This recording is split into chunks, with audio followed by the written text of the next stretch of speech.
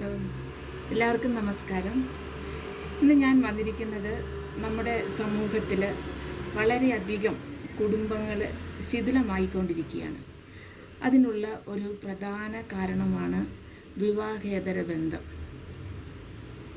ഞാൻ നിങ്ങളെ ഒരു വീഡിയോ കേൾപ്പിക്കാമേ. ആണുങ്ങൾ ചിലപ്പോൾ അങ്ങനെയൊക്കെ ഒരു പ്രാവശ്യം ഒരാൾ പോയത് കൊണ്ട് ആ റിലേഷൻഷിപ്പ് വേണ്ടാന്ന് വെക്കേണ്ട ആവശ്യമില്ലല്ലോ. If it is going well. പക്ഷെ ഒരാൾ ഒരു തവണ പോയാൽ പിന്നെ ലൈസൻസ് ആയില്ലേ? അങ്ങനെയല്ല. ഇതൊരു എൻ്റർ ദ വേൾഡ് അല്ലല്ലോ. മിക്കവാറും ഉണ്ടാവണ എന്താണെന്ന് വെച്ചാൽ ഒരു വല്ല വാട്സപ്പ് മെസ്സേജോ ഫേസ്ബുക്ക് പോസ്റ്റൊക്കെ കണ്ടാണ് ഇപ്പൊ ആളുകൾ സെപ്പറേറ്റ് ആവണേ. ചെറിയ ചെറിയ കാര്യങ്ങൾ മതി. അപ്പൊ അത് നമുക്ക് ബേസിക്കലി പിള്ളേരെ പഠിപ്പിച്ചാൽ മതി. സിമ്പിൾ ആണ്. Education is the answer for all the problems. അപ്പൊ ഇവര് പക്ഷെ മാരേജ് എന്ന് പറഞ്ഞാൽ lot of work in marriage. ആ റിലേഷൻഷിപ്പ് കളയേണ്ട ആവശ്യമില്ല. കുറച്ച് ബയോളജി പഠിപ്പിക്കാം. ലൈക്ക് ആണുങ്ങൾ ചിലപ്പോൾ അങ്ങനെയൊക്കെ കേട്ടോ, ഒരു പ്രാവശ്യം ഒരാൾ പോയത് അവരെന്ത് സിമ്പിളായിട്ടാണ് ഈ വിവാഹേതര ജീവിതത്തിലും വിവാഹേതര ബന്ധത്തെക്കുറിച്ച് പറയുന്നത്. അപ്പോൾ അവർ പറയുന്നത് എന്താണോ, ഒരു പ്രാവശ്യം ഒരാളുടെ കൂടെ പോയി കഴിഞ്ഞാൽ അതിനെ വലിയ കാര്യമാക്കേണ്ട കാര്യമില്ല എന്നാണ് അവർ പറയുന്നത്. പക്ഷേ ഇത് നമുക്കറിയാം, ഒരു പ്രാവശ്യം പോയ ആൾക്ക് പിന്നീട് അത് വേറൊരാളുടെ കൂടെ പോകുന്നതിനൊന്നും ഒരു മടിയും കാണുകയില്ല. ഇന്ന് നമ്മുടെ സമൂഹം നേരിടുന്ന ഒരു വലിയ വെല്ലുവിളിയാണ് വിവാഹേതര ബന്ധങ്ങൾ. ഒരു കുടുംബം വിശ്വാസത്തിൻ്റെയും സ്നേഹത്തിൻ്റെയും ഒരു പരസ്പര ബഹുമാനത്തിൻ്റെയും മേൽ ഉയർത്തപ്പെടുന്നതാണ്.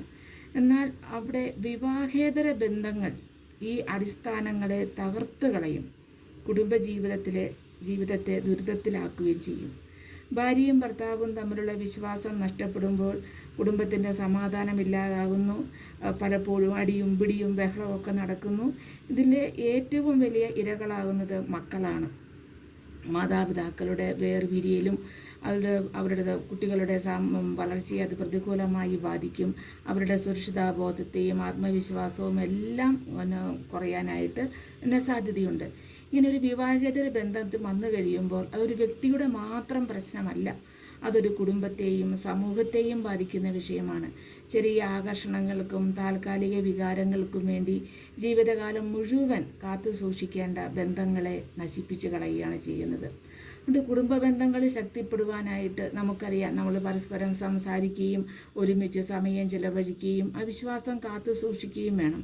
അപ്പോൾ സ്നേഹവും ക്ഷമയും ആത്മാർത്ഥതയും ഒക്കെ ഉള്ളിടത്താണ് കുടുംബജീവിതം അത് വളരെ മനോഹരമായിട്ടിരിക്കുന്നത്. അപ്പോൾ ഇവർ ഈ വീഡിയോയിനകത്ത് പറയുന്ന കാര്യം അതാണ്. ഞാനിത് ആദ്യമായിട്ട് കാണുകയാണ്, എപ്പോഴോ വന്നതായിരിക്കും വീഡിയോ. ഇതിനകത്ത് അവർ പറയുന്നത് ഒരു പ്രാവശ്യം സംഭവിച്ചതാണെങ്കിൽ അത് വലിയ കാര്യമാക്കേണ്ടതില്ല എന്നാണ് പറയുന്നത്. ഇത് വളരെ ലളിതമായ ഒരു സമീപനമാണ്. വിവാഹേതര ബന്ധം ഒരു കുടുംബത്തിൽ വിശ്വാസത്തിനേൽക്കുന്ന ഒരു ഭയങ്കര ഗുരുതരമായ മുറിവാണ്. അത് സംഭവിച്ചാൽ വേദനയും നിരാശയും കോപവും അനുഭവപ്പെടുക സ്വാഭാവികം മാത്രമാണ്. അതിനെ നിസ്സാരവൽക്കരിക്കുകയോ അല്ലെങ്കിൽ അതായി ബാധിക്കപ്പെട്ട വ്യക്തിയുടെ വികാരങ്ങളെ അവഗണിക്കുകയോ നമ്മൾ ചെയ്യരുത്. അതേസമയം ഒരു തെറ്റ് സംഭവിച്ചാൽ എല്ലാ കുടുംബങ്ങളെയും ഇത് നിർബന്ധമായും തകരണമെന്നില്ല, എല്ലാ കുടുംബങ്ങളും നിർബന്ധമായും തകരണമെന്നില്ല. യഥാർത്ഥ പശ്ചാത്താപവും ഉത്തരവാദിത്വവും ഏറ്റെടുക്കാനുള്ള മനസ്സും വീണ്ടും വിശ്വാസം പുനഃസ്ഥാപിക്കാനുള്ള ഒരു ആത്മാർത്ഥമായ ശ്രമവും ഒക്കെ ഉണ്ടെങ്കിൽ ചില ദമ്പതികൾക്ക് ജീവിതം വീണ്ടെടുക്കുവാൻ കഴിയും. പക്ഷേ വിവാഹേതര ബന്ധങ്ങളെ അത്ര നിസ്സാരമായി കാണരുത്. അത് ഭയങ്കര ഒരു ബുദ്ധിമുട്ടുളവാക്കുന്ന ഒരു സംഭവമാണത്.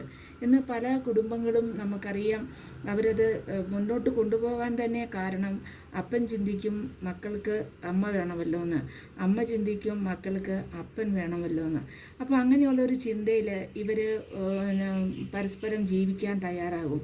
പക്ഷേ നമുക്കറിയാം, അങ്ങനെയുള്ള കുടുംബജീവിതത്തിൽ ഒരിക്കലും അവിടെ ഒരു സമാധാനമോ സംതൃപ്തിയോ ഒന്നും കാണുകയില്ല അവിടെ. അത് അങ്ങനെ ഒരു വേണ്ട. അപ്പോൾ ഇങ്ങനെയുള്ള മെസ്സേജുകൾ ഇപ്പോൾ ഒരു പ്രാവശ്യം എങ്ങനെയോ അബദ്ധത്തിൽ വല്ലതും സംഭവിച്ചു പോയാലും പിന്നീട് അത് ഒരിക്കലും അതിങ്ങനെ ചെയ്യാതെ അങ്ങനെ ഒന്നും പോകാതെ അങ്ങനെ കുടുംബജീവിതം മുമ്പോട്ട് കൊണ്ടുപോകുന്ന ഒത്തിരി ആൾക്കാരുണ്ട്. പക്ഷേ ഒത്തിരി കുടുംബങ്ങൾ ഇതിൻ്റെ പേരിൽ നശിച്ചു പോയവരുമുണ്ട്. ഇങ്ങനെ ചെയ്യുന്നത് തെറ്റാണെന്ന് പോലും മനസ്സിലാക്കാൻ കഴിയാതെ അങ്ങനെയുള്ള ബന്ധങ്ങൾ മുമ്പോട്ട് കൊണ്ടുപോകുന്നവരും ഉണ്ട്.